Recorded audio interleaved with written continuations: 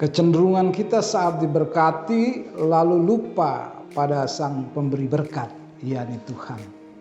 Lalu kesombongan mulai datang dalam diri kita.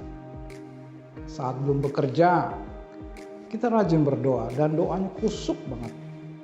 Namun ketika diberi pekerjaan yang bagus, bahkan karir yang bagus, lalu datang kesombongan menghinggapi dalam diri kita. Lalu kita berkata kepada setiap orang bahwa saya bisa seperti ini tentu dengan kerja keras dan kepintaran saya. Lantas kita lupa kepada Tuhan yang sudah memberikan berkat buat kita. Saat diberi karunia dapat menyembuhkan sakit penyakit, lalu datang kesombongan menghinggap dalam diri kita, serta berani memproklamirkan diri bahwa kita punya kuasa untuk menyembuhkan, lalu lupa kepada Sang Pemberi mukjizat.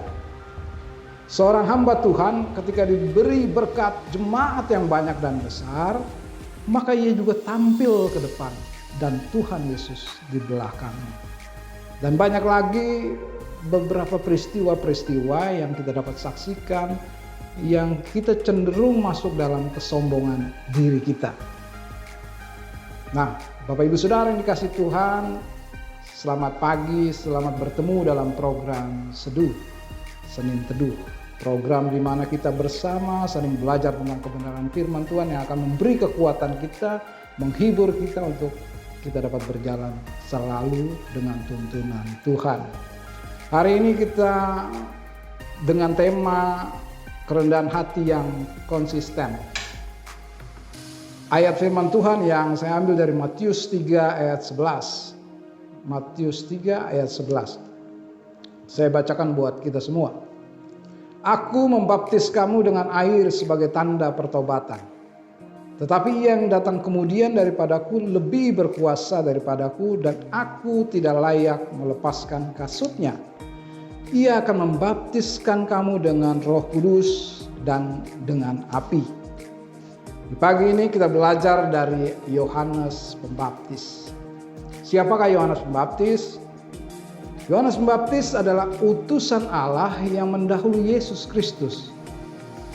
Yesus mengatakan, di antara mereka yang dilahirkan oleh wanita tidak pernah tampil seorang yang lebih besar daripada Yohanes Pembaptis.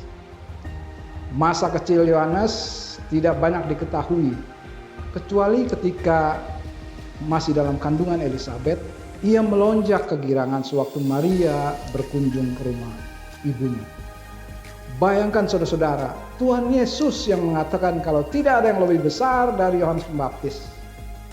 Tetapi justru Yohanes Pembaptis sadar betul perannya.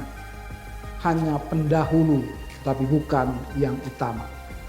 Sebab dia tahu yang utama adalah Yesus Kristus.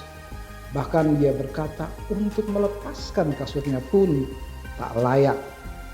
Jadi saudara-saudara dapat kita lihat betapa konsistennya Yohanes dalam menjalankan tugasnya. Lalu bagaimana dengan kita? Karena seringkali kondisi dapat merubah pandangan, kondisi dapat merubah perilaku kita. Oleh karena itu firman Tuhan di pagi ini mengingatkan saya dan saudara-saudara kembali untuk selalu memiliki kerendahan hati.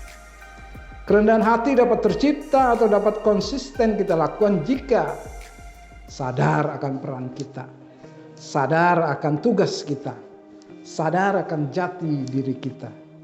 Saya dan saudara hanyalah seorang hamba yang peran dan tugasnya menyenangkan hati tuannya, yakni Tuhan Yesus.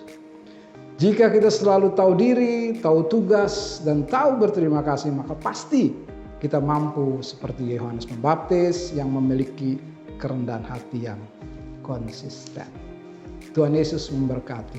Mari kita berdoa. Tuhan Yesus Allah Bapa, di pagi hari ini kami kembali datang ke hadirat Tuhan. Kami bersyukur, berterima kasih karena kami boleh belajar tentang kebenaran firman Tuhan, yakni kerendahan hati yang konsisten. Kami boleh belajar dari Yohanes Pembaptis yang sadar betul akan perannya hanya pendahulu bukan yang utama. Jadi ketika kami dimampukan untuk itu di hari ini dan hari-hari selanjutnya, Kami mau terus seperti Yohanes Pembaptis yang sadar akan tugas dan perannya. Terima kasih Tuhan Yesus, inilah doa kami. Amin. Saksikan terus program Seduh di episode berikutnya.